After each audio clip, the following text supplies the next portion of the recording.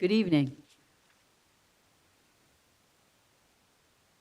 In compliance with the Open Public Meetings Act of New Jersey, adequate notice of this meeting was provided on December 5th, 2025, by sending written notice and electronic notice to the Courier News and the Breeze, posting on the website and the bulletin board in the municipal building, and filing with the township clerk.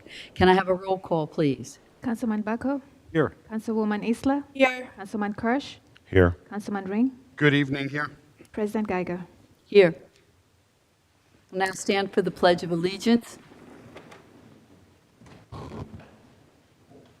pledge allegiance to the flag of the United States of America and to the republic for which it stands, one nation, under God, indivisible, with liberty and justice for all.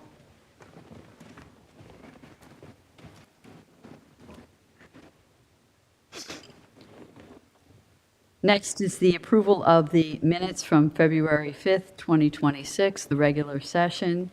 Has everyone had a chance to review them? Are there any comments, corrections to the minutes? I think we can have a roll call. I'll move approval of the February 5th minutes. Sorry. Second. Second. All in favor? Aye. Aye. Opposed? The minutes are approved. Township Council reports. I'll start with you, Councilwoman Isla. Sure, thank you. I had the opportunity to engage with some more residents, honor service, and strengthen connections both locally and internationally again. So my family and I, we were actually honored to be invited by Tom Clark. He's the Consul General of Canada. We were invited to attend the opening night of Come From Away at the Paper Mill Playhouse. And the production is very powerful. I hope more people get to see it, because it is a reminder of compassion and solidarity in the aftermath of September 11th. And there I made some connections, and they actually invited me to speak at the 9/11 Memorial in Newfoundland, in Gander. So we'll see if that happens. But you know, it was a very nice reflection of that really special bond we have between our community, especially as Canada is co-hosting the upcoming FIFA World Cup with Mexico. We look forward to any opportunities for continued collaboration and regional partnership. And Joan Geiger was also invited there. And then we also, at the Regional Health Commission, we didn't have a meeting, but we received a notice, which I forwarded on to Grace, on the measles outbreak at RWJ Hospital in New Brunswick. So this was a few weeks ago. And then residents also more recently reached out to me in the last few days based on the news coverage of a potential avian flu outbreak. But I will say just, be sure that public health colleagues are preparing for anything, but we want to make sure we verify any data before sharing it publicly. So just stay tuned on that. And then I was also invited to attend a beautiful Ramadan crescent moon lighting event in Franklin, Somerset County. And the Eid Committee actually of New Jersey said that they would love to host celebrations in Bridgewater as well, so we can speak about that for next year. And then the Somerset County Sheriff's Office actually asked me to speak at Black History Month event right here in New Jersey, where brave police officers, most of them women, from across the country were recognized with service awards for their dedication to our community. And sadly, this observance was actually on the same day where Reverend Jesse Jackson had passed away. So, it really just reminded all of us of his commitment to justice and equality. And I wanted to share a quote. I always love sharing some quotes. So, we must not measure progress by how far we have come, but how far we have yet to go. And then this week was really busy. On Tuesday, I went to the planning board meeting and thank everyone on the board, as well as all of the residents and their council that came out to speak. It was really an interesting engagement. Wednesday, I was invited by Somerset leadership to join a panel along with Joan. And it was really nice speaking to a lot of residents that are interested in getting into leadership roles within the county. And then that night, which was yesterday night, actually, emergency services training for all the 3 new elected officials. And today, a bunch of us went to the grand opening of a very nice new business right in town. It's a big grocery store. So really welcome addition to Bridgewater's local business. It's called Patidar in the Somerset Circle. But if anyone else has updates, I'll let them speak since I spoke so much. Thank you. Councilman Ring? Good evening, thank you. A lot of people in Bridgewater, New Jersey overall, probably not aware, but in Bridgewater, we have 4 fire districts. And each of these fire districts is a separate government entity. There's one in Martinsville, there's one in Findern, one in Bradley Gardens, and one that covers the remaining portion of the township. There's fire districts every year. On the 3rd Saturday in February, i.e. this Saturday, is their elections. Public is, anyone that's registered to vote is allowed to vote. The polls are open Saturday afternoon. I believe it's 2 to 8. So, take advantage of your opportunity to vote. With that, I know I've gotten some questions this year and something we've looked at in the past. If you have a vote by mail for this weekend, you cannot drop it in the drop box outside. Here.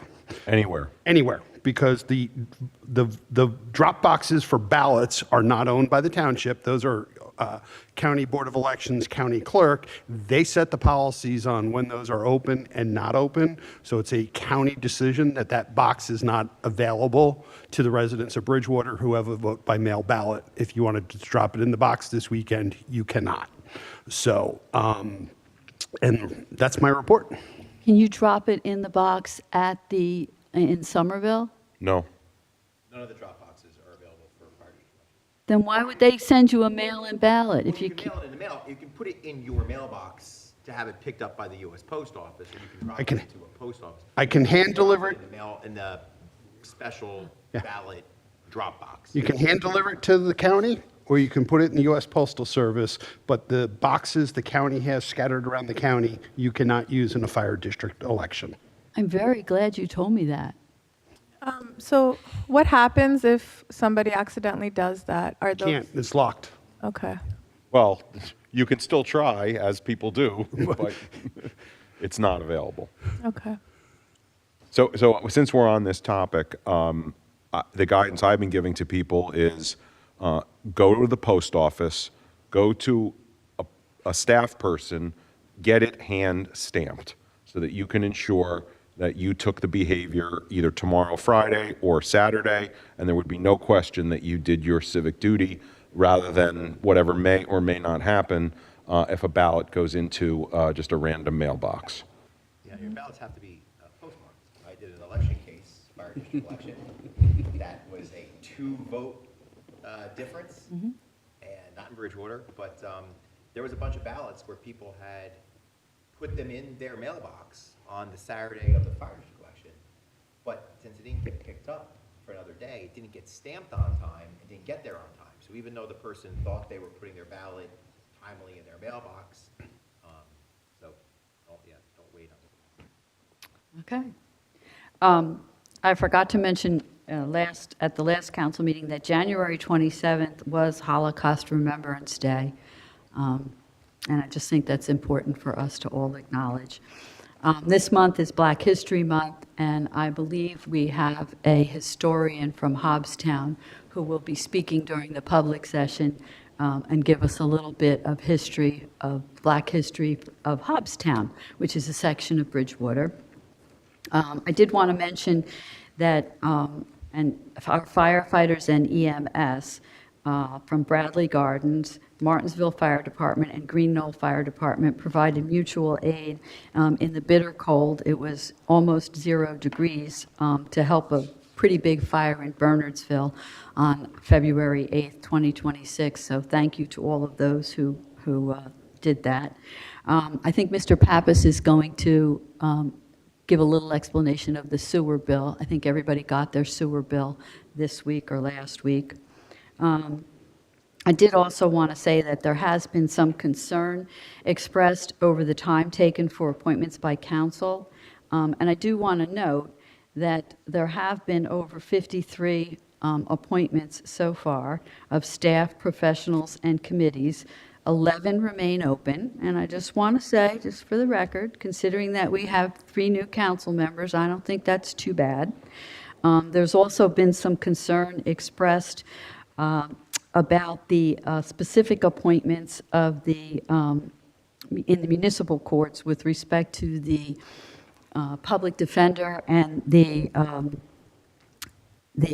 prosecutor. So I did contact Judge Gerard Shammy. He is the presiding judge of Vicinage 13. Vicinage 13, by the way, is Somerset, Hunterdon, and Warren counties. That's how the courts are run in Somerville and Somerset County. It's 3 counties.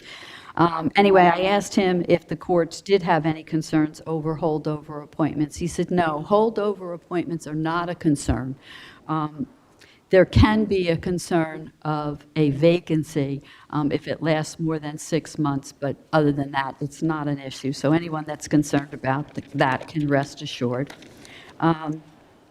I do want to note that the Middlebrook 5 Generals Tour is this weekend, February 22nd. There's several tours. The tickets are $40 each, and they are available on the Heritage Trail website. There is also at the Elks, there will be a luncheon at 1 o'clock on Saturday for the Washington Campground Annual Luncheon. So for any history buffs, there's a lot going on this weekend. I do want to mention the avian flu. I did speak to the director of parks for the county, and it is confirmed now those birds did have avian flu. It is not considered to be a human health hazard at this point, but you might want, anyone that's concerned about it might want to double check and get some specific information from the Board of Health. From the Parks Department, I think, has some things posted on the county website, and the general advice was stay away from birds if you can help it, especially if they're dead or they look sick. But don't take my word for it, check with a medical professional. I just want to say, I attended the opening of the grocery store, the Indian grocery store. It is the largest Indian grocery store in the tri-state area. The grand opening was today. It's off the circle where Bye Bye Baby was, and they do have both American and Indian food, just in case anyone's wondering.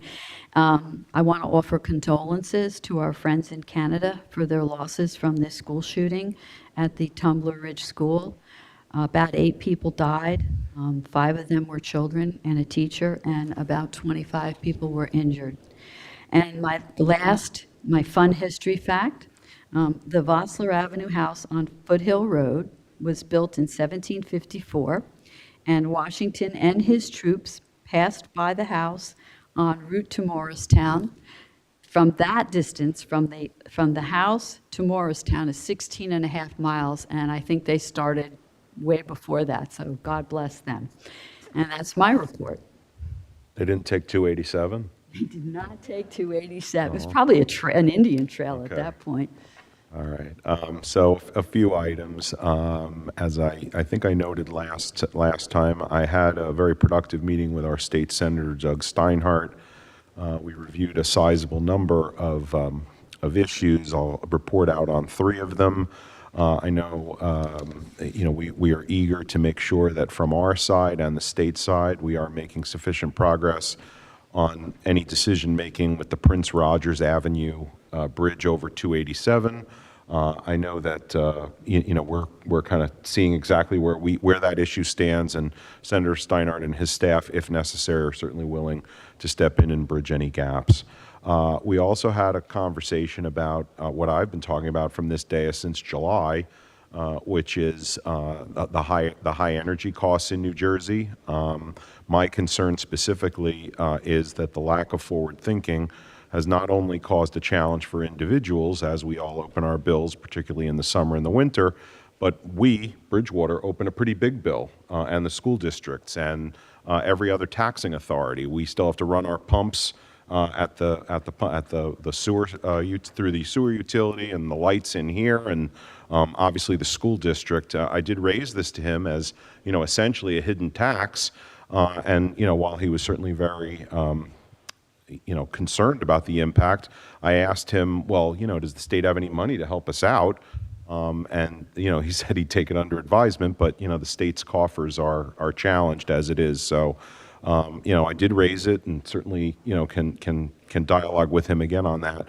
And then the final one, where there's probably more opportunity moving ahead, is potentially some updates on the municipal land use law, MLUL, as it relates to notice requirements. Specifically the area, the thing that concerns me, we've seen this on our land use boards, is residential abutting commercial and the possibility of the need to expand that. I did mention that we have a specialized newsletter, so we sort of have our own unique solution here in Bridgewater, but certainly something beyond that would be advised. The Patadar supermarket was mentioned a few times. I was there. Joyous occasion.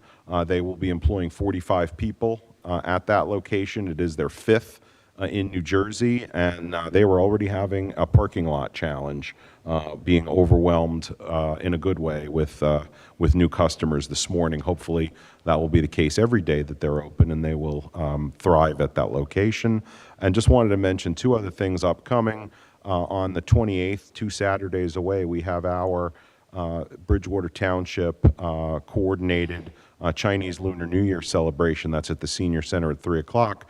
And at the risk of cannibalizing anybody who's interested in going to that, hopefully people will want to celebrate twice by going this Saturday, the 21st, the community-wide celebration at the mall, focusing on this is the year of the fire horse. So 2 opportunities, each at 3 o'clock the next 2 Saturdays, and that's my report. Mr. Bucko? Thank you very Councilman much. This past Saturday, I had the pleasure to attend the RWJ Barnabas Somerset Hospital Healthy Heart Fashion Show that was at the Bridgewater Mall, which featured a number of models modeling fashions that were sourced from within various stores in the mall. And each of the models had a connection to heart health, and whether they had their own challenges that they had recovered from, or a loved one who has had heart health issues. It was a very uplifting event, and Council President Geiger and the mayor were both there as well. And there were 2 very special young models, right? Yes, and I was terrified the entire time. Every year they get older, they get scarier and scarier to see those girls up there, like runway models, attitude. and, Heels. Heels. People think they're cute up there. They're just as terrifying at home. It's rough. As Councilwoman Isla mentioned, I did attend the ICS 402 training at the Somerset County Emergency Services Training Academy. That was Bridgewater had the most number of attendees, I just want you to know. yes, that is true. In addition to elected officials, we had a number of fire officials there as well. So we definitely took over the facility and brought the house down. Also, this past week was, on February 15th, was National School Resource Officer Appreciation Day. So I would just like to recognize the 2 resource officers in our local school district, Officer Arthur Atkins Jr. and Officer Mike Thompson, our resource officers. They are in the school district, providing both security and services to the student body. And so thank you to their service. Also, the supermarket grand opening that was earlier today. I think we also, there's been a lot of concern about snow removal in apartment complexes, and I think what we're going to have some movement on some an ordinance change that is in the works. Hopefully, we will have good news to come out of that within next couple of weeks. And that is my report. Mayor? Thank you. I have a few items to report. First of all, just touching on the sewer bill issue. For I think most of the council knows, and for the public's benefit, your sewer bill consists of essentially two portions. You don't see it. One is the portion that goes to pay our sewer employees as part of our public works. It pays for sewer, that pays for the salaries and the equipment to clean out the sewer, to maintain our sewer system that we control. The other portion of the sewer budget is the bill that the township gets from the SRVSA, which is what processes all the waste. So we control everything that happens with the waste until it gets to the SRVSA, who then has to process it all. And as you can imagine, like almost everything else, that rate goes up almost every year. So what you see in the past, unfortunately, because it was usually politically convenient to just, you don't want to pass along costs, the town would, when possible, they would absorb it, but then it ran the sewer financially into the ground because all the surplus, any of the money that we had for that would go away. So what we've done over the past few years is make sure that our sewer system remains healthy, it remains sustainable, so we don't have to sell it to a private entity or do something else with it. So any increases that you see are because of the bill that we got from SRVSA. That's their increase on what they charge the town. So that's not reflective of any policy decisions that this governing body this year has made with regard to our 2026 sewer budget. We haven't done our 2026 sewer budget yet, and I'm not late yet, Andrew. So we're not there yet. But so that's what that is. So as Council President mentioned, it's the cost increase that we got from SRVSA. Sorry, I think when we did that, whatever the percentage increase is from SRVA, that's our set. We use the same. If they raise it 2%, we raise 2%. That's right. It tracks that. So that way, we don't put ourselves in a position where the sewer utility is not financially sustainable. And I believe, if I'm not mistaken, a few years back, didn't we get called out by the state because the general fund was actually subsidizing the sewer utility? Yes. It was not in a good. When I became mayor, the first thing that they said was you have to sell the sewer system because it's broke and is not going to be able to function. And thankfully, we've been able to not have to do that. But that's the short answer. We could go into a whole meeting, and if Tom Genova knows that we're talking sewer and he's not here to chime in, He's going to burst in. He's coming already. He's got Howard sewer might show up too. So Would be a couple other issues, just following up briefly on snow removal. I want to thank Dickie and our entire public works team for the work that they did on the snowstorm. It's never easy, and unfortunately, some road has to be first and some road has to be last. I can promise you we did in fact get to every road, sometimes twice or three times, but I want to thank them for their work. I want to thank Councilman Bucko for some of his ideas with regard to the apartment, addressing snow removal departments. We had a good conversation yesterday, and he has got some good ideas that we're going to try to kick around and get back in front of the council. With regard to a couple of the events, Heart Health Month at the Mall of Fame has never been. It is a very nice event. And they have some of the models. I mean, obviously, I'm biased with my daughters being there, but it's really nice to see some of the families. There was a gentleman who could barely maintain his composure because he was so emotional, having suffered I think it was a heart attack back in like August, and he was still walking the runway. His family was there cheering him on with signs and his picture on it. It's a very, very nice event. And I've been blessed to have my girls participate for the past few years now. I was out, I missed the last council meeting. I was out with the Republican Mayors Association. I'm the chair of the advisory board. We had our quarterly one meeting in Scottsdale. And it was, I hate to say, beautiful weather. I didn't miss you guys at all while you were here freezing cold. But that's Told you to enjoy it. I know, and I did. But it was, it's always interesting to hear and trade perspectives from other people across the country in terms of some of the problems are very similar to what we deal with here. Some of them are very different, as you talk to mayors from all over the country. The event this morning, as everyone talked about, was a wonderful event. Everyone there was really excited. It's going to bring about 40 jobs to Bridgewater, and it's going to be something that's going to enhance our community. Whether you live here, whether you work here, whether you're coming to worship here, there's a lot of folks who cross through our border who are going to want to be able to conveniently shop at a store that has the Indian food that's there. And as it was mentioned, there's American food there too, so you can do both shopping while you're there. The last item I want to talk about, two last items. One, just a quick reminder to the public. Social media has a lot of benefits to it. We've had 2 instances over the past week where people put up information that was either blatantly false or unknowingly false that did in fact cause a significant amount of concern to members of the public.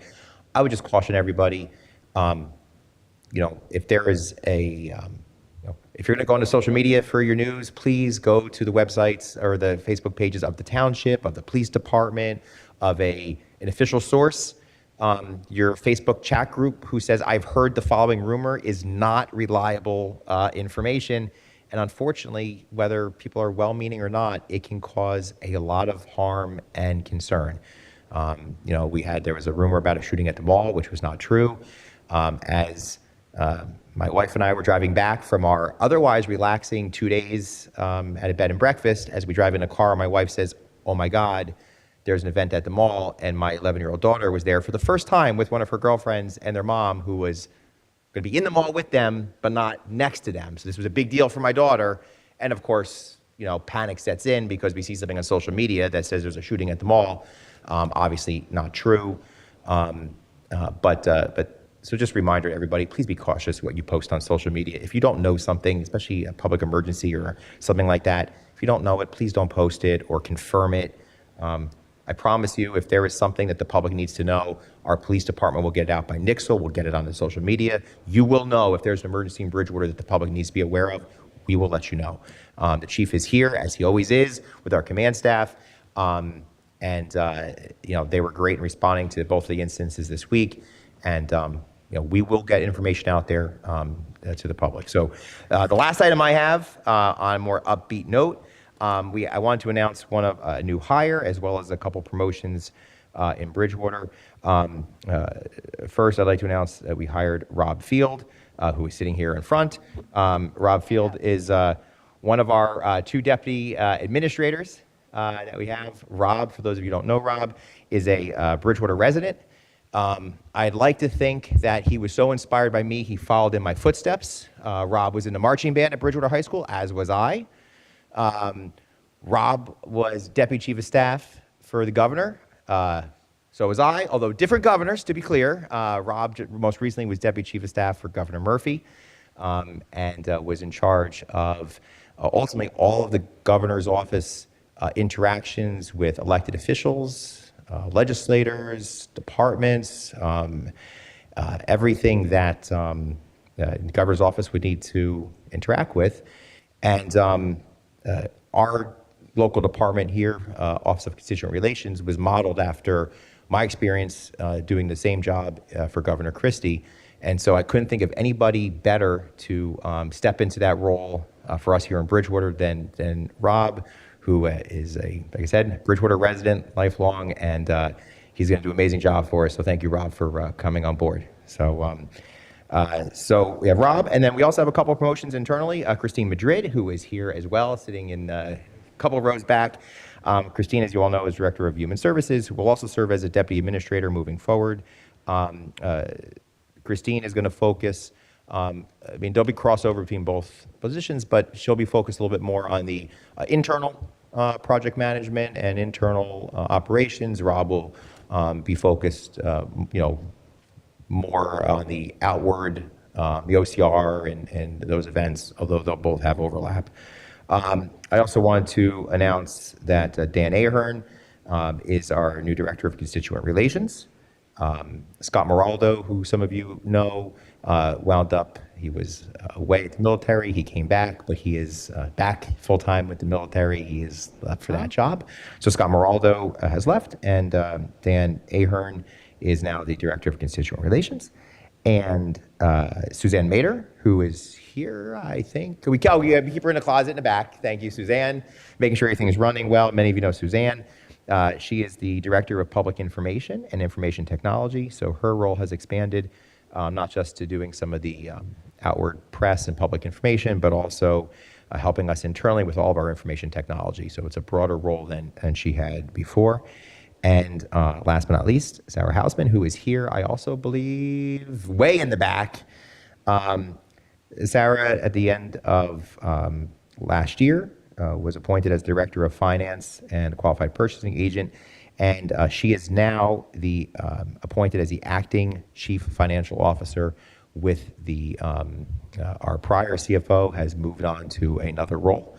So he has left Bridgewater Township, and so Ms. Hausman is the Acting Chief Financial Officer until she gets appointed ultimately as the CFO. So for now, I want to thank all the staff, our new hire, as well as all the staff who've been here for taking on additional roles. The council and the public will see all these individuals even more frequently than you might already, based on their expanded responsibilities. And I am confident that they will all live up to the challenges that we have provided them. So thank you, everybody, for everything you've done for the township, and that we will all require of you moving forward. So that is my report. Thank you, Mayor. We do not have any proclamations. We don't have any presentations. So the meeting will be open to the public. Members of the public wishing to address the council on any matter will have 3 minutes to speak, which may be extended in the discretion of the council president.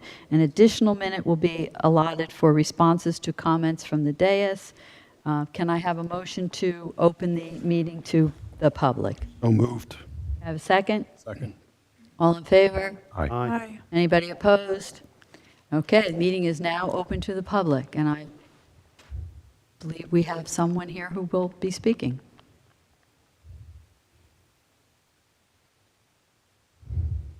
Reverend Hobbs? Good evening. Oh, you got to write down your name and address. Got to write down my name and address. Just your address. We know you.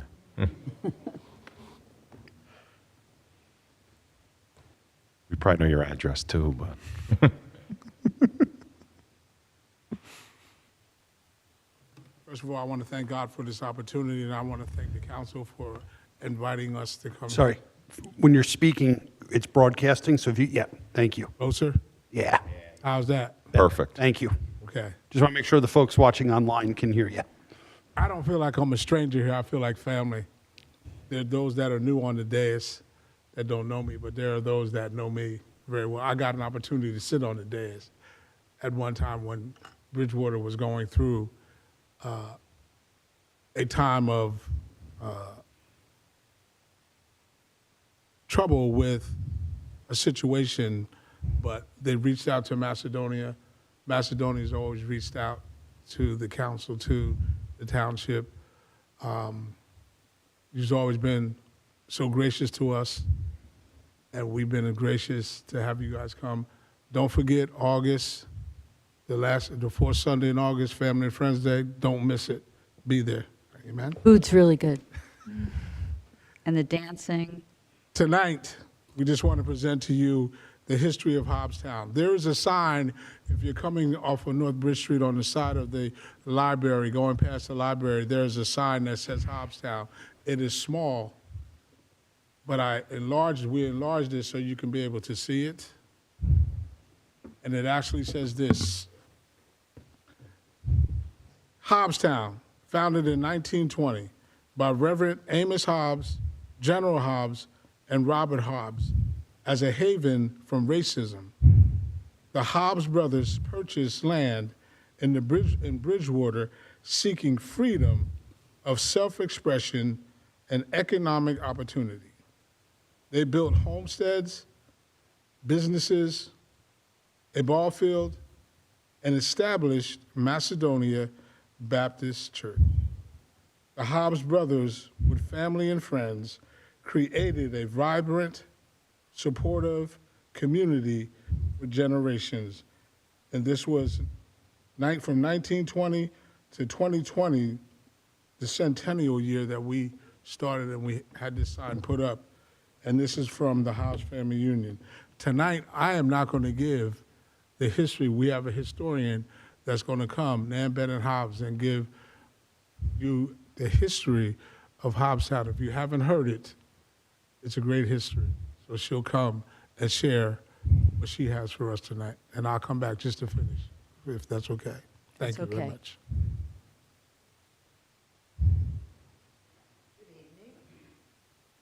You got to write down your name and I will do so.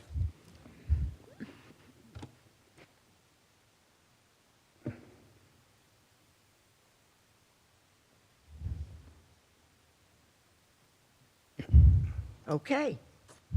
Greetings, elected officials and fine Bridgewater residents for being here in attendance tonight. Whenever I visit the municipal complex, I always go to the wall, walk past and take it in one more time. I find that it is a landmark that all of us can take great pride in.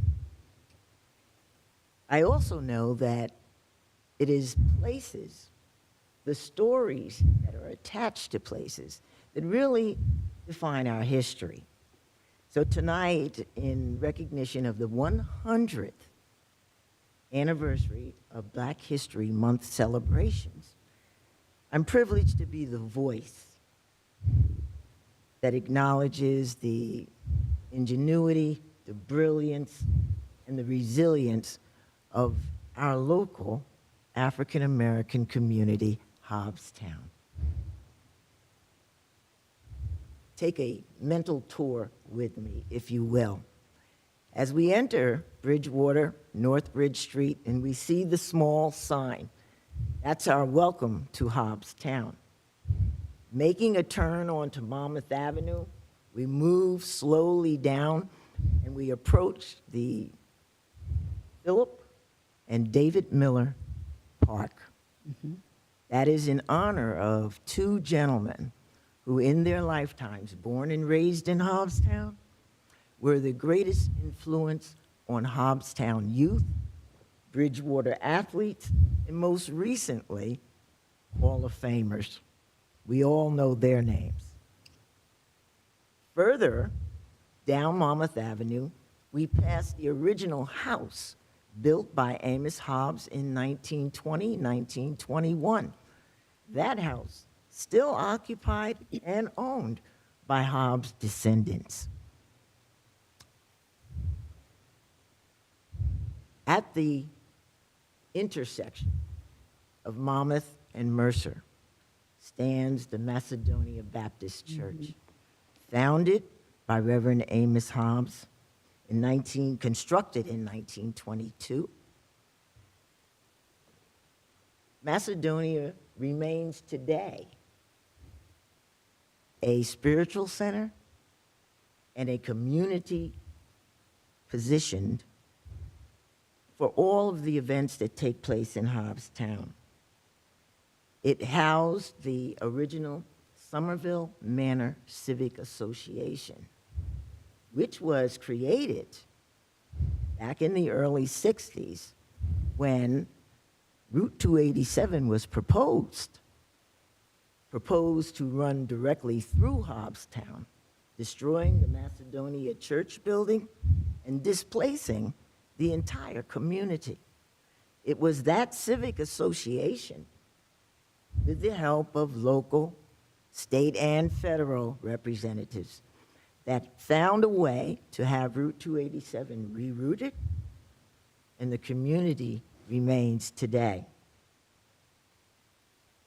In the early 60s, Hobbstown was really a quiet Negro enclave. Not much attention was paid. With the Civic Association, by 1969, they had introduced all of the services that Bridgewater has to offer. water, sewage. 1969. From that point on, Route 287, the township grew leaps and bounds.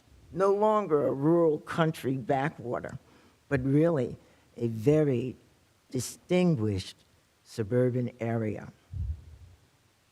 A family and friends reunion is held every year, as you've been invited. That was initiated in 1927. Every year held in the summer months, right at the Macedonian Baptist Church.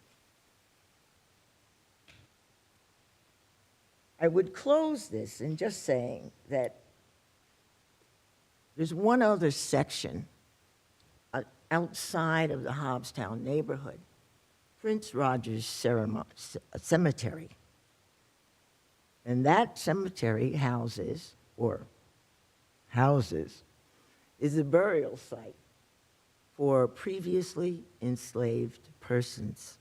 Prince Rogers was one of them. His grandfather was born outside of Bridgewater in 1756. Prince Rogers' fifth granddaughter, Victoria Rogers Hobbs, learned of that only in the early 90s. Dr. Edith Block did research and determined all the sites at that cemetery.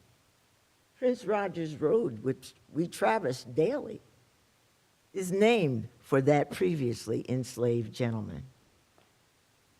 So we have former slaves buried in Bridgewater? On Foothill Road, just past the firehouse. Wow. You probably Interesting drive by piece it. of history. You probably have driven by it 100 times and Yeah. you don't realize the cemetery's there. Yeah. Very interesting. Yes. These are the places that contribute to our fierce claim to our identity and this local community.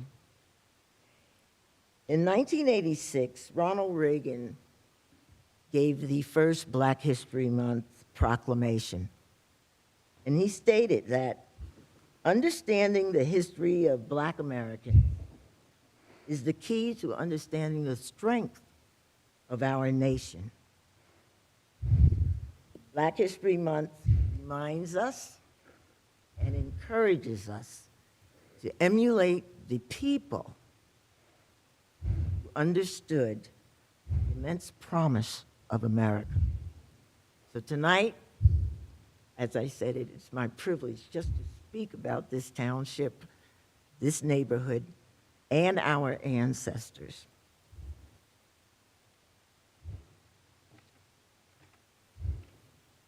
The original families, which we honor tonight, are here with me. Descendants of all of these original families, the Hobbs family, the Hicks, the Bryants, the Millers, the Murdochs, the Proctors, the McCrays, the Tukes, and the Sermons. 100 plus years in Bridgewater Township, and actually colonial history with Prince Rogers. Wow. Thank you for your time tonight. Thank you. Thank you. That was-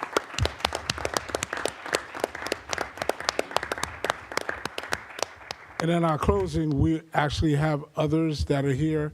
We have the Stackhouse family that's here. Raise your hand. We have, Okay. who's not original, we have the J family that's here. And we have, who else? Towns family that's here. Williams, that's right, the Williams family that's here. I just want to make sure I acknowledge each and every one of you. Before I leave, I just want to just say this because I feel like we're family. And I can speak to you as family. I'm going to speak to you as a pastor tonight, just for 1 minute. I want you, as you govern in Bridgewater, Take this advice when you're governing in Bridgewater, not just for us, but for everybody. DEI is not your enemy. It's for everybody. Diversity, equality, and inclusion of each and every one. We all wake up in the morning, and we all wake up with a cup that needs to be filled. God says he gives us blessings, new blessings every morning. And we get a cup that God fills. Some of us get more than others. So I just want to leave with the dais that is here. Keep this in mind. When you have your cup and you go through the course of the day, don't look at somebody else's cup to see if you have more than what they have or they have more than what you have. Look into somebody's cup and see what they need. And as long as you do that, you'll be meeting the needs of everyone in Bridgewater. Thank you for my time. Thank you for this opportunity. And I pray that you would think about your cup and how you can be a blessing, because some of us have a blessing in our cup that overflows. The overflow is for somebody else, not for you. Treat everybody with dignity and with compassion, and you will be successful. Thank you for your time. God bless. Thank you, Reverend. I hope you never choose to run for mayor, because I don't know if I could beat you. So, Madam President, if I could just make a couple of comments. First of all, what I love most about the Hobbstown story is it's a living history, and I want to express appreciation to all of you for making me personally feel welcomed every time I've come. I do recall the 100th anniversary of the church, delayed because of the pandemic, but celebrated nonetheless. And I want to just acknowledge, maybe this is obvious, but I think it needs to be stated. I come from a different faith. I come from a different race. But I always feel welcomed. I appreciate seeing the familiar faces. Reverend, whenever I see you, I know we're going to exchange a smile. And I think it's because we do have a shared compassion and commitment for this community. I'm very grateful for that, and I think that this sets an example, a positive example that hopefully, more in our community can aspire to. We do live in difficult times. We always live in difficult times, it seems. Again, without at the risk of going into preaching myself. I do believe that a path forward is more reliance on faith and community, and I thank you for bringing that to the table. Thank you. Does anyone else like to address the council? Seeing none, can I have a Seeing none, I'll make a motion to close public comment. second? All in favor? Aye. Any opposed? Madam President, real quick, I know while the representatives of Hobbstown were speaking, I saw some cameras and stuff out and recording. Don't know if you know this, but if you go to YouTube, Bridgewater Township has a channel on YouTube, and by the time we hit adjourn at the end of tonight, within a minute, you will actually be able to pull up the YouTube video of all the comments. So it's available on the internet for you to download. So just so you're aware.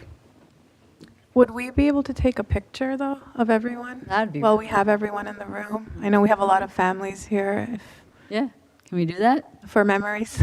Let's try. Can we do it? absolutely. All right. Pictures, we like pictures.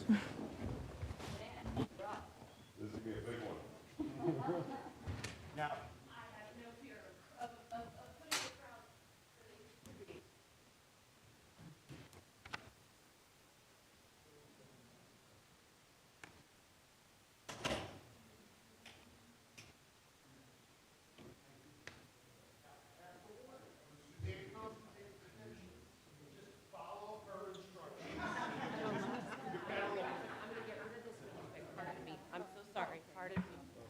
Watch the cord, watch the cord, watch the cell.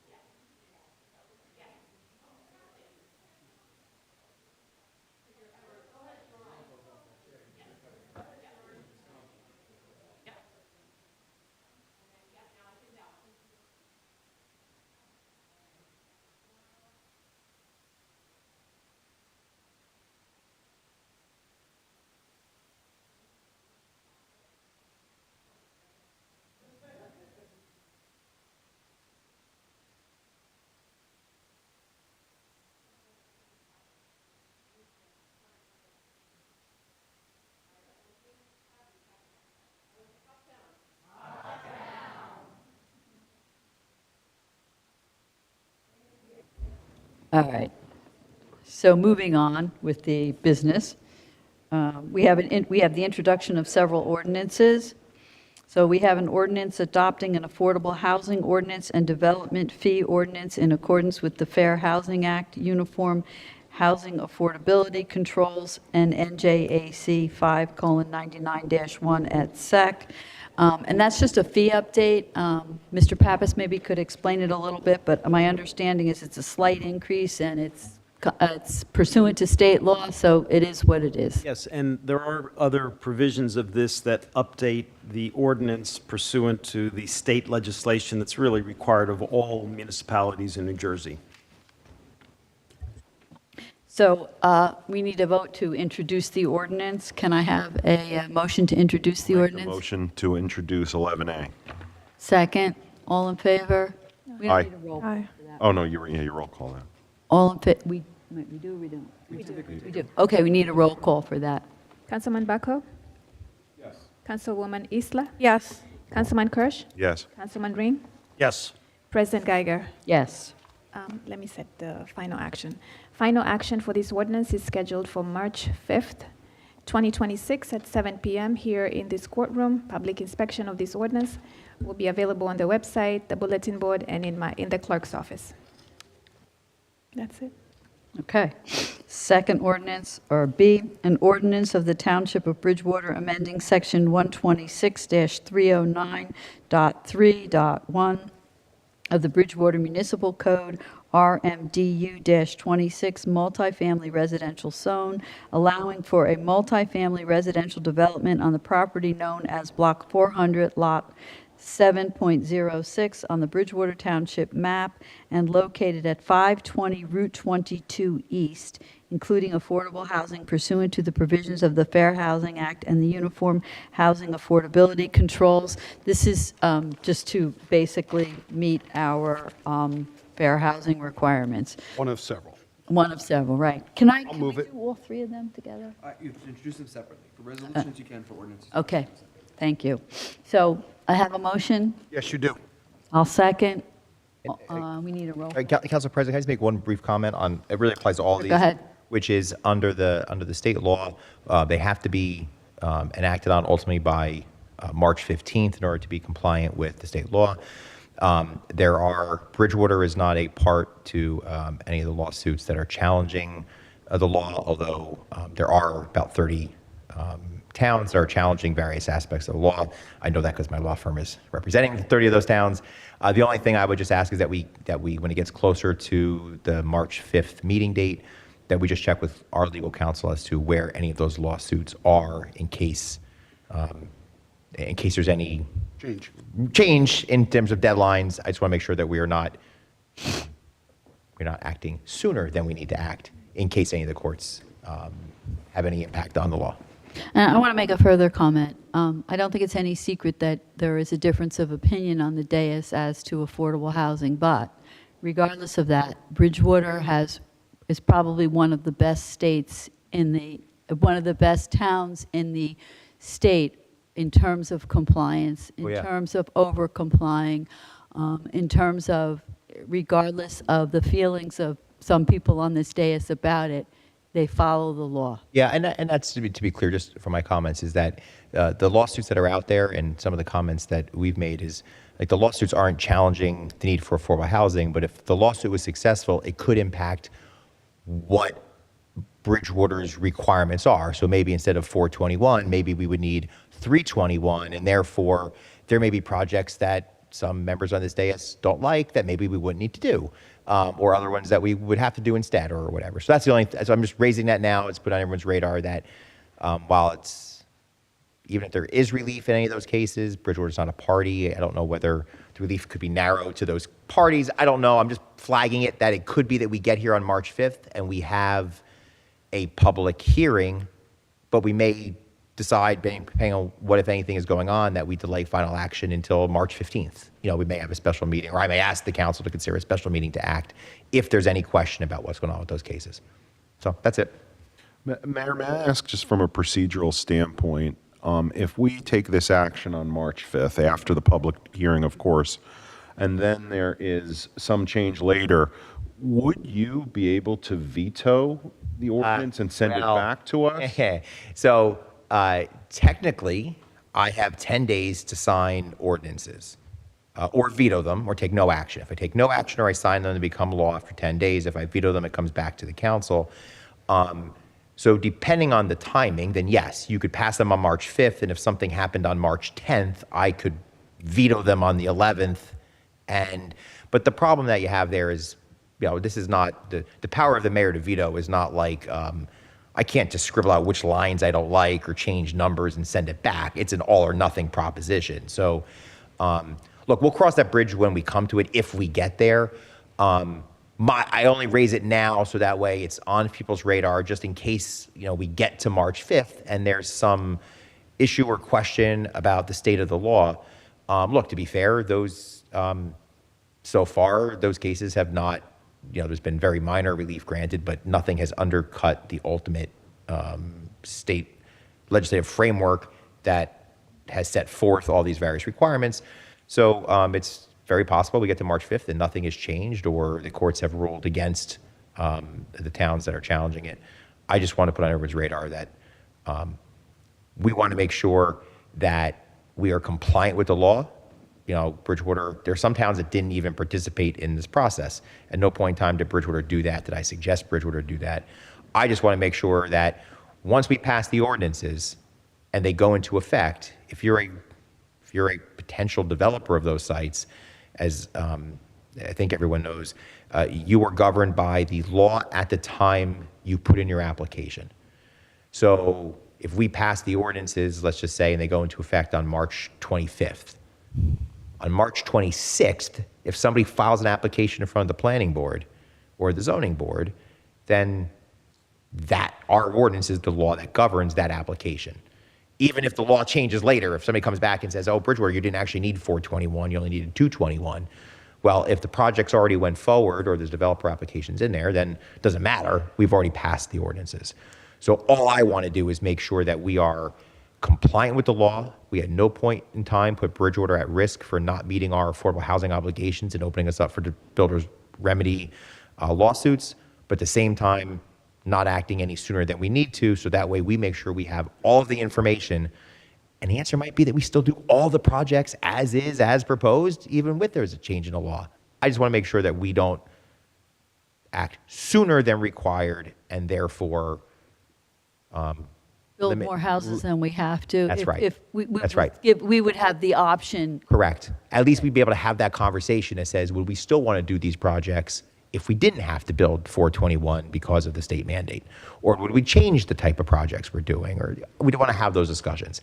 The reality is that the timing might be that nothing changes. This is probably a even way more in-depth conversation, speculating on what a court could do or when.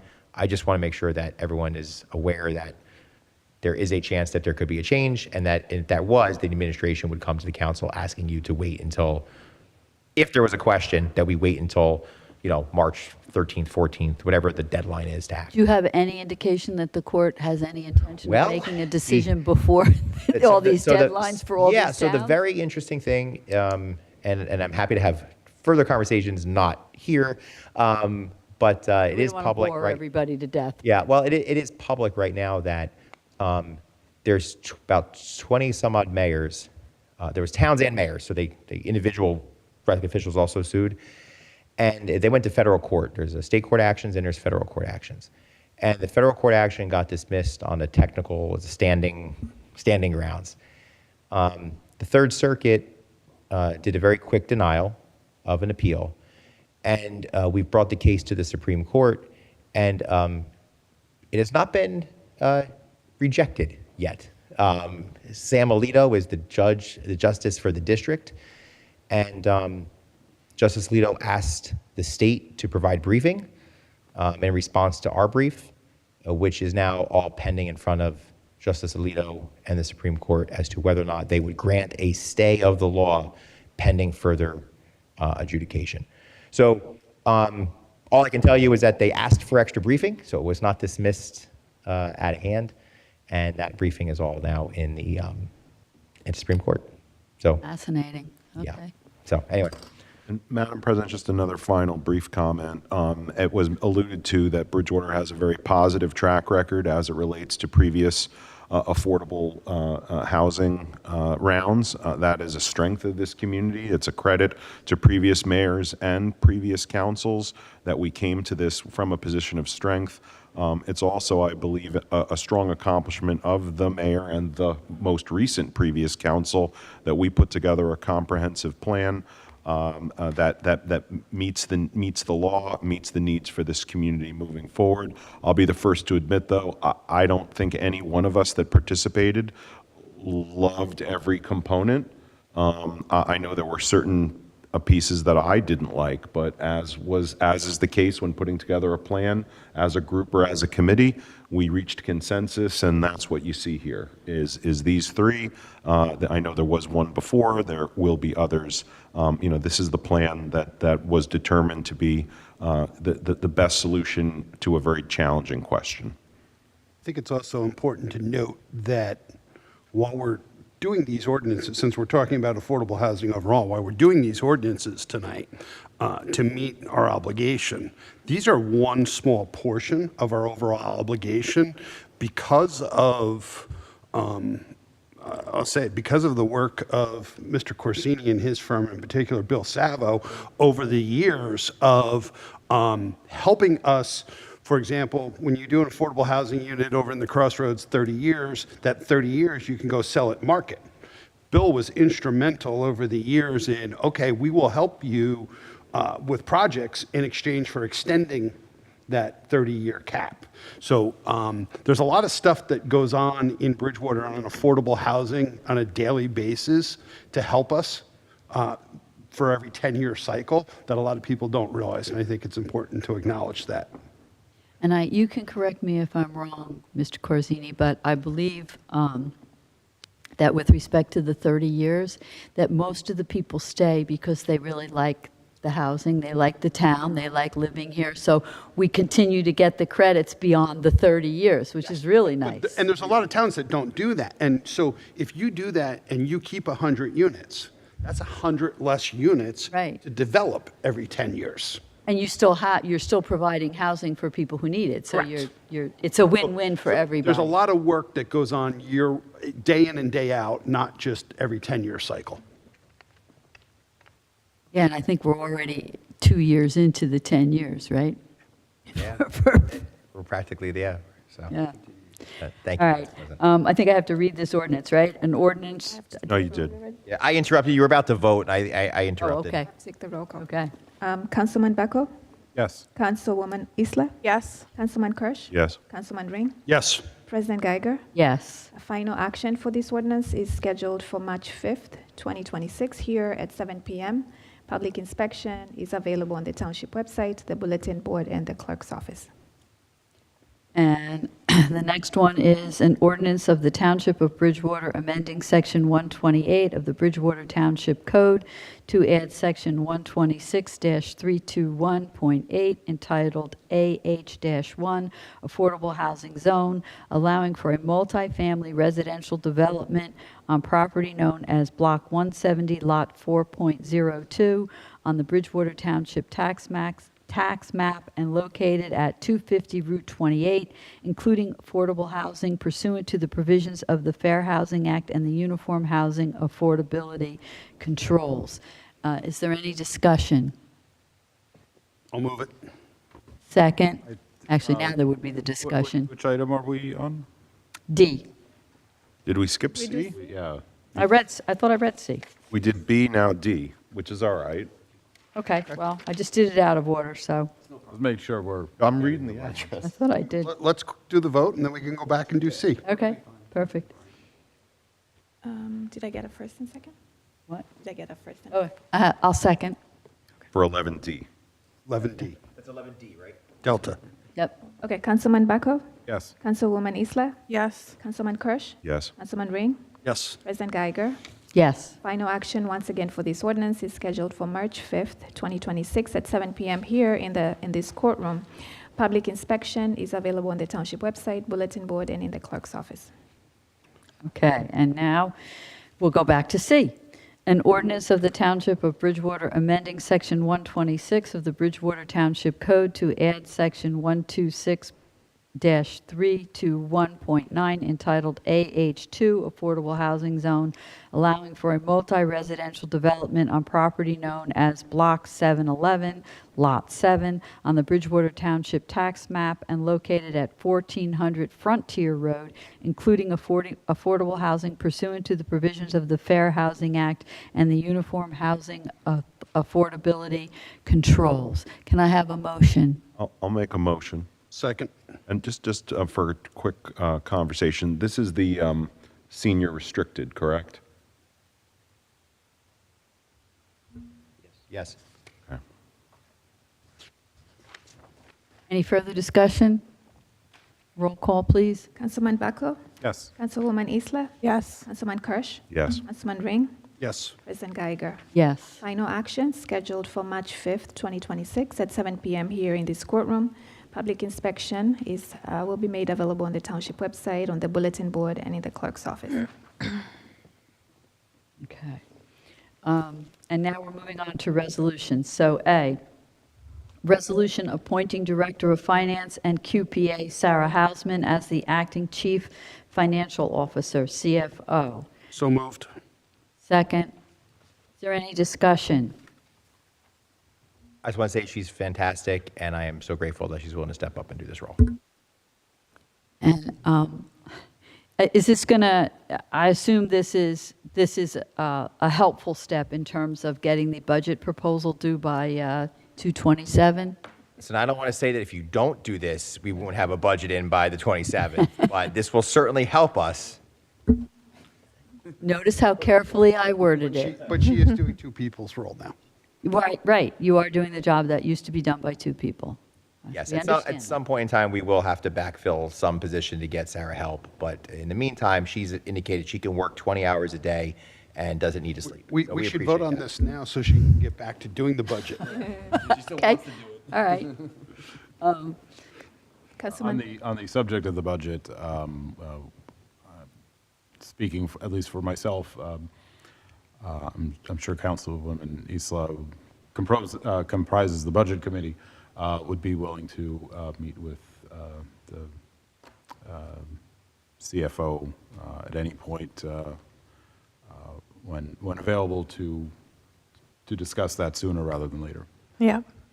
Yeah, and I think I believe that the last numbers that the administration needs to start putting together a true budget picture for the council, we should have tomorrow. That's what I'm told, which is our final surplus numbers. And then I think next week we'll be able to have you guys come in and start talking about what the budget looks like, where we stand, and start having some of the policy conversations that we need to have so we can get a budget that we can get finalized and introduced and voted on. Thank you. Any further discussion? Councilman Bacco? Yes. Councilwoman Isla? Yes. Councilman Kirsch? Yes. Councilman Ring? Yes. President Geiger? Yes. Congratulations, Sarah. Yes, congratulations or condolences, whatever the case may be. Yeah, it is. Tough job, big town. I think I can do, Group them in any order that makes sense to you. okay.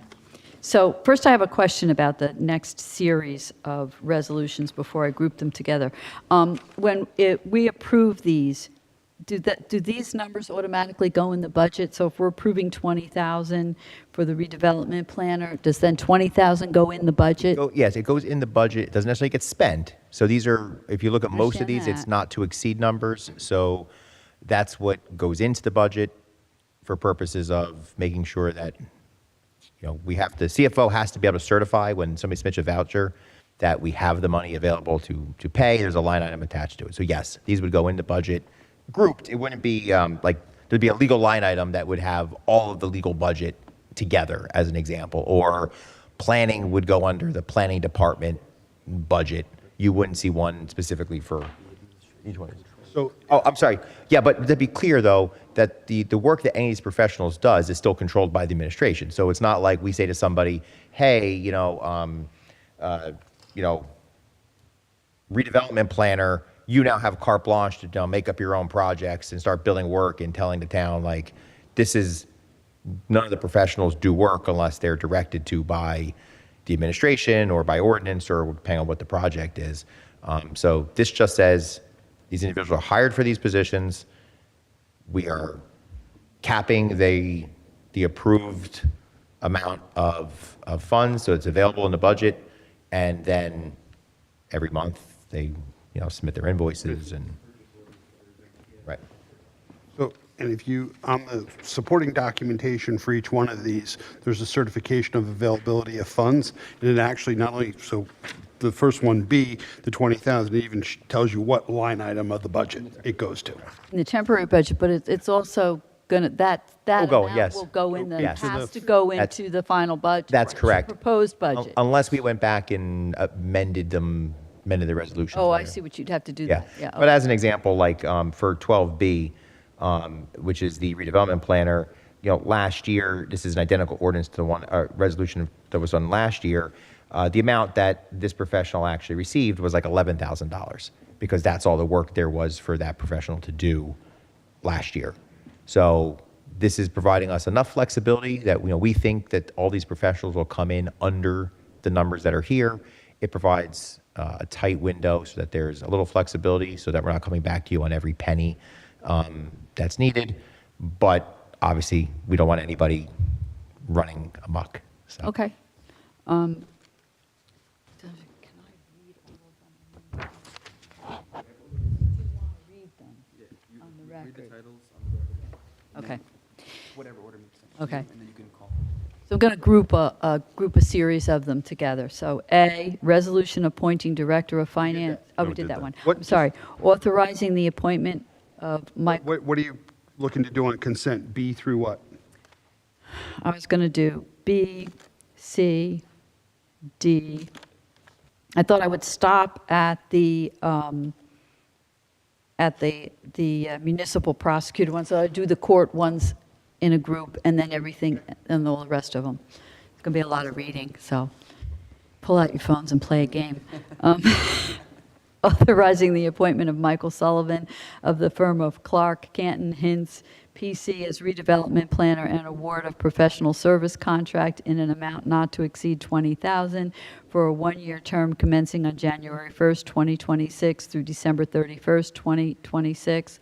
Authorizing and approving the fee schedule for professional legal services for the law firm of Savo, Shaw, Giuseppe, Ogrodnik, and Fisher, PA, in the amount not to exceed $460,000 for the period of January 1st, 2026 through December 31st, 2026. Authorizing and approving the fee schedule for affordable housing legal services for the law firm of Savo, Shaw, Corzini, Warner, Giuseppe, Ogrodnik, Fisher, PA, in an amount not to exceed $100,000 for the period of January 1st, 2026, through December 31st, 2026. Authorizing and approving the fee schedule for tax appeal legal services for the law firm of Savo, Shaw, Corzini, Warner, Giuseppe, Ogrodnik, Fisher, PA, in an amount not to exceed $40,000 for the period of January 1st, 2026 through December 31st, 2026. I'll move 12B through E on consent. Just like to make a note that Well, I'll second, and then we'll have discussion. I'll second. Go ahead. 12C left off Mr. Corsini's name out of the title. Yeah, it did. I just texted Chris and said, did you do that on purpose? No. No, it's I'm out sorry. of the thing. So, excuse me. We will fix it. I'm sorry. You can blame somebody else. I didn't type this. So we're going to add As amended. as amended, Hey, you know okay. what, Mayor, I did not, and Councilman Bucko, I did not realize that. And I read- I am not so vain that I care, so. Warner was left off as well. Oh, you can leave him off forever. Actually, we love Steve, so you can agree as amended, I'm sure the council. I'll fix it. It's fine. Okay. I just want to make a comment on D. I don't think we expect the fees to be $100,000 this year. I think we're hoping that they'll be lower because there will be less work this year than there was because we've already completed round. But based Or, on what but- we heard, we don't know. We don't know. You never know. That's Everything true. that's going You never on. know. Okay.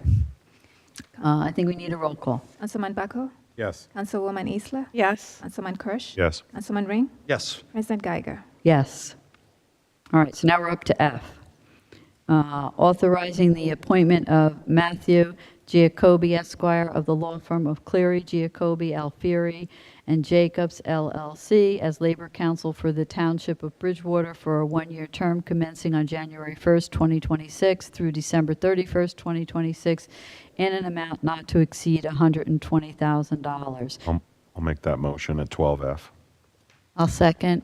I do have a comment here. The mayor and I did work together on this. I did try to get a few other labor councils appointed as well. They did not submit RFPs, so I can't help you if you don't submit an RFP. I do thank the council president for working with me on these, so there's always next year. I tried. And the mayor cooperated, so there we go. That's in the minutes, Grace. The mayor cooperated, council president said it, I want it in the minutes, all right? Okay. Okay. Maybe the last time she says it, so I want to make sure it's clear in February. And hats and T-shirts printed too? Okay. All right. I think we can have a roll call. Councilman Bucko? Yes. Councilwoman Isla? Yes. Councilman Kirsch? Yes. Councilman Ring? Yes. President Geiger? Yes. Then I think I'm going to do G and H and I and J together. Okay. So,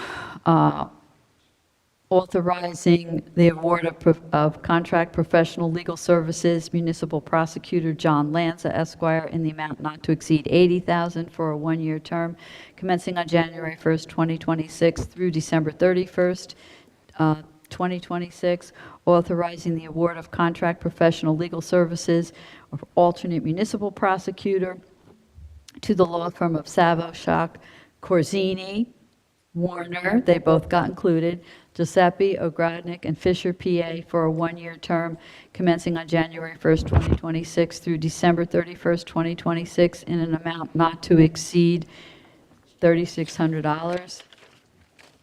Authorizing the award of contract professional legal services municipal public defender to Scott Mitzner, Esquire, for a one-year term commencing on January 1st, 2026 through December 31st, 2026, in an amount not to exceed $40,000, and authorizing award of contract professional legal services alternate municipal public defender to Daniel Frisella, Esquire, for a one-year term commencing on January 1st, 2026 through December 31st, 2026, in an amount not to exceed $3,600. Can I have a motion?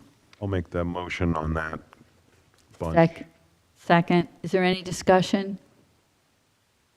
Hearing none, can we have a roll call? Councilman Baco? Yes. Councilwoman Isla? Yes. Councilman Kirsch? Yes. Councilman Ring? Yes. President Geiger?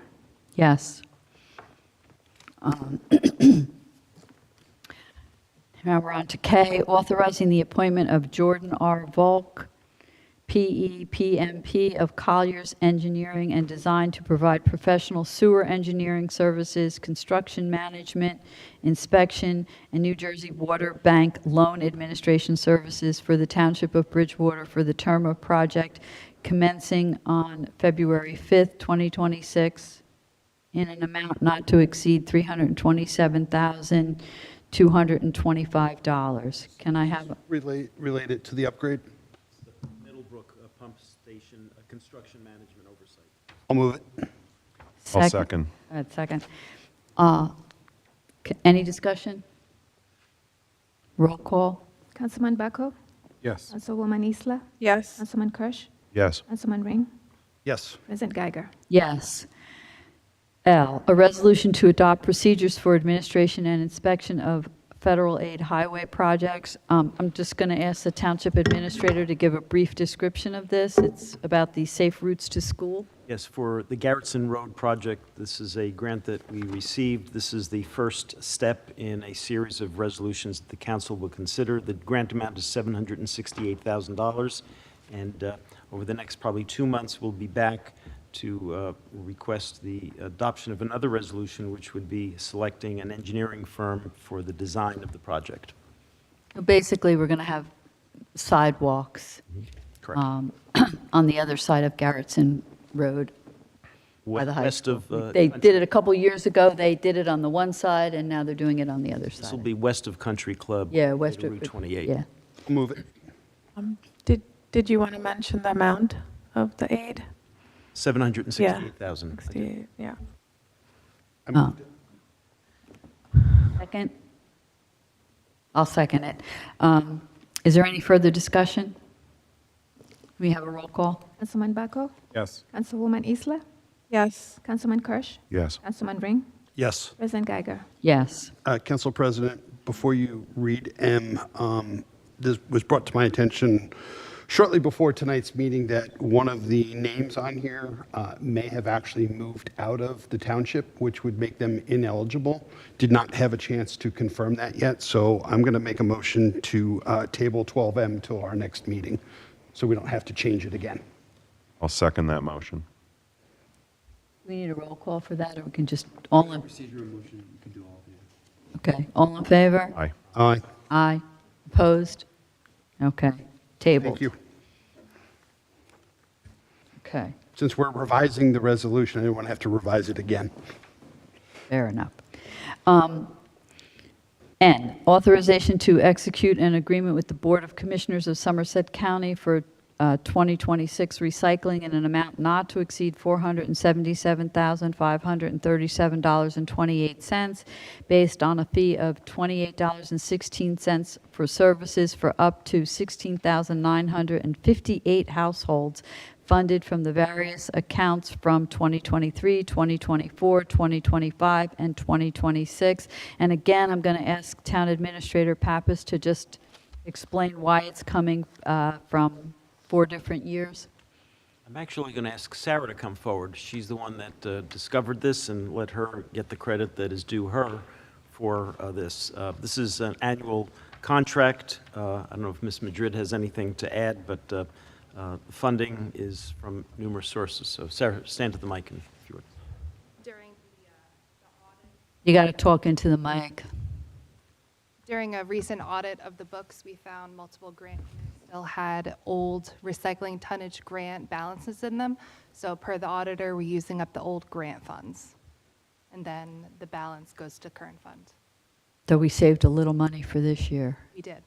Okay, keep it up. Sarah is very good at finding these kinds of things, I will tell you, so. There's reasons that things have happened the way they've happened, right? Can I have a motion? So moved. Second? I'll second it. A brief discussion. I want to just acknowledge something that's happened in the past, where we have also audited our number of households to be certain that we are charged the accurate amount. So, Mr. Pappas, that will occur again. This 16,958 is an upward number. The amount may be a smaller number than that. That's supposedly 3 more. Our tax assessor works with the code enforcement, Department of Community Affairs. We instituted this 3 or 4 years ago. Ms. Madrid and Mr. Dorado really did yeoman's work in making sure that the number of households was accurate, because there didn't seem to be a system the county was using consistently, and we've been able to correct that. So we're pretty confident about the number. Just a brief question. I mean, has the town investigated the comparative cost of using a private service in place of the county? Several years ago, we did, members of the council had asked, and I spent a considerable amount of time contacting various private entities, and there was really no other financially viable option.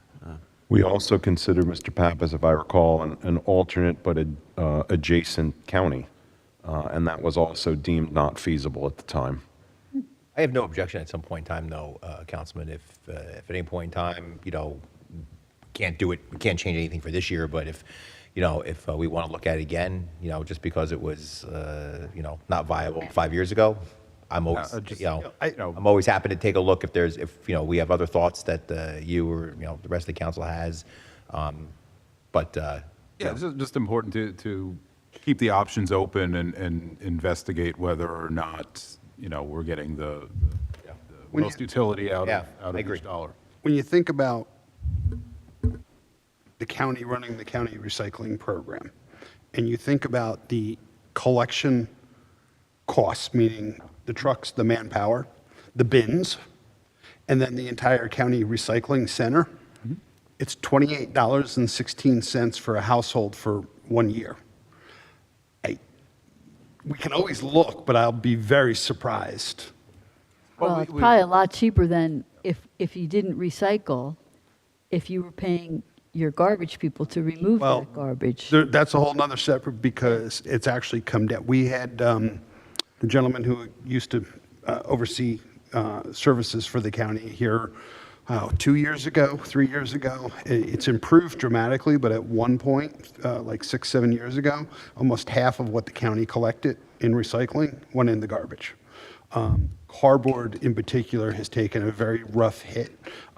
You recycle a pizza box, cardboard, and it's got grease on it. When that goes overseas, they reject it and say it's contaminated. So So it ends up in their garbage. yeah, but there's cost to that. Well, And- yeah, and yeah. It's what commodities, and part of that is the county tries to sell stuff, and other stuff they have to pay somebody to take it. Yeah, sure. My point is just that we don't know the answer until we ask it. I wish I could get my garbage picked up for $28.16 Yeah, that's what I was thinking. a year. Pretty cheap. Okay.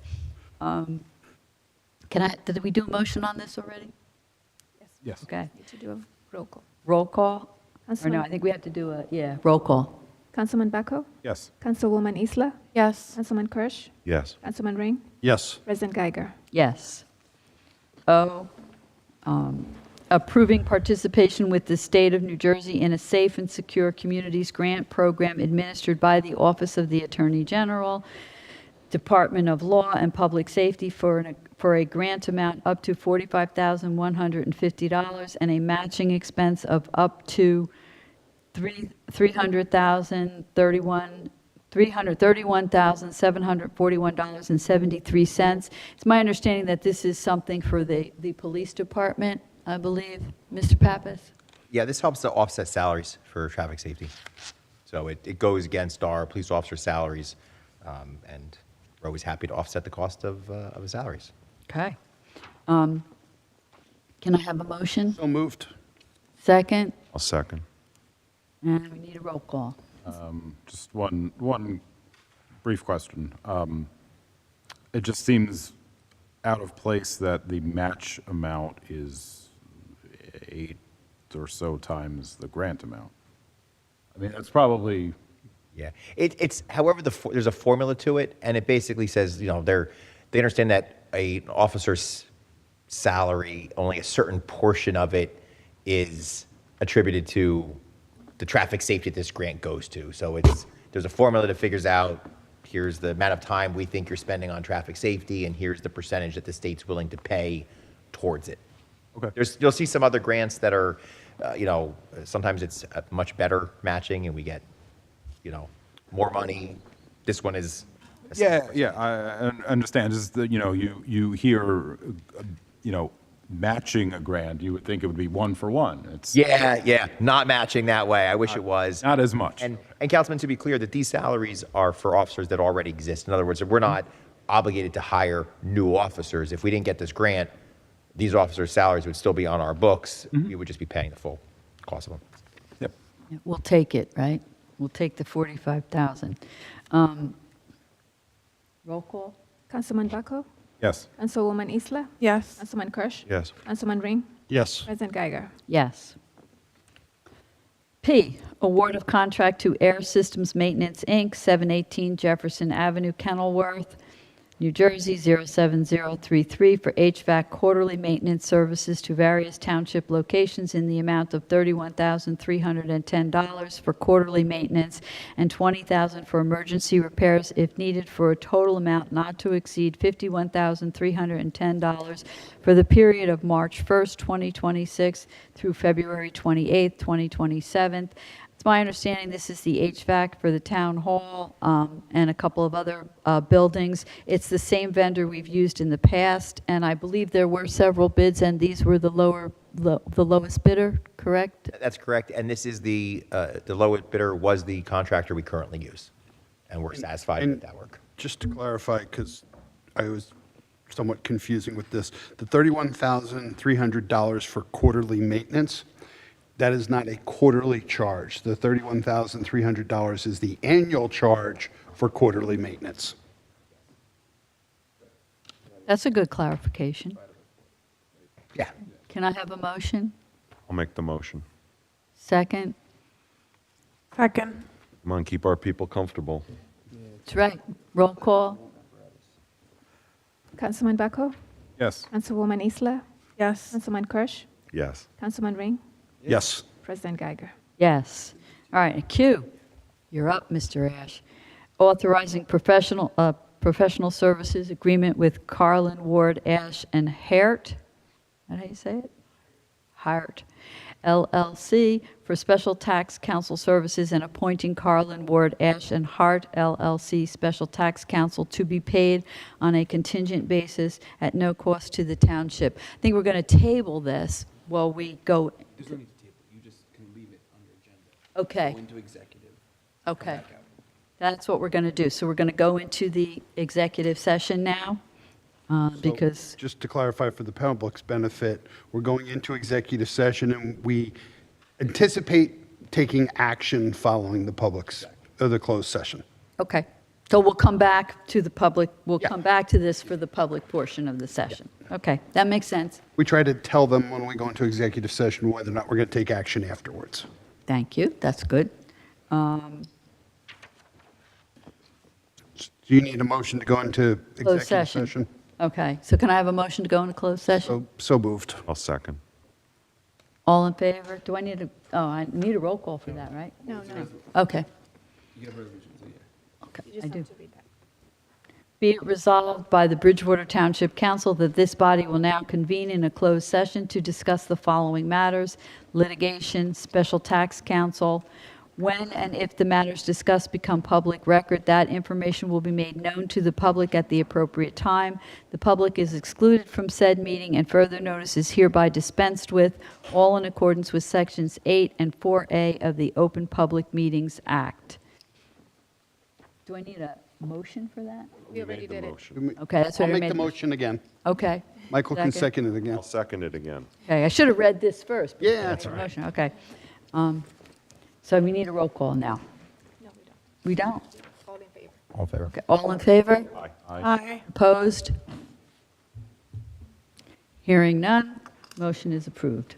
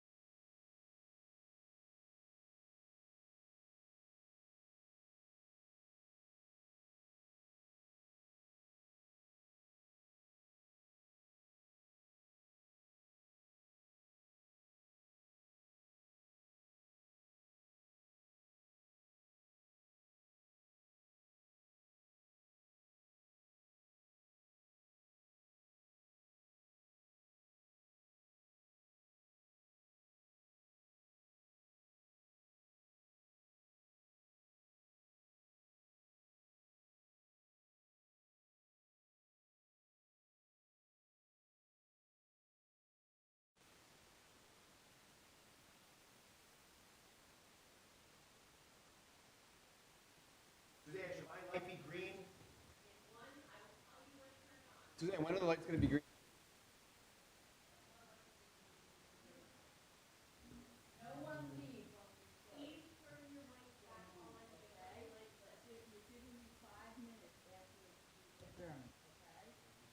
Be careful of this. Okay, okay. But my light is green now. Lights are live, we are live. The lights are green. Okay, so we are back in open session, and I think, Motion to be back and open. we have, Okay. okay, and I think we are ready to, I'm going to make a motion to modify 12Q to change it to authorizing a professional services agreement with Carlin Ward Ashton Hart LLC for special tax counsel services for the 2025 tax year, and appointing Carlin Ward Ash Hart LLC special tax counsel to be paid on a contingent basis at no cost to the township, and then move said modified resolution. can I have a second? I'll second. We can do both in one, right? All in favor? No, you need a resolution. No, we got to roll. Yeas and nays. Okay, do a roll call. Okay, do a roll call. Councilman Baco? Yes. Councilwoman Isla? Yes. Councilman Kirsch? Yes. Councilman Ring? Yes. President Geiger? Yes. Motion to close. Motion to Congratulations, adjourn. Mr. Ash. Now can we make a motion to Motion to adjourn. second? Aye. Aye. Aye. Aye. We are. No, you go nowhere. You go nowhere.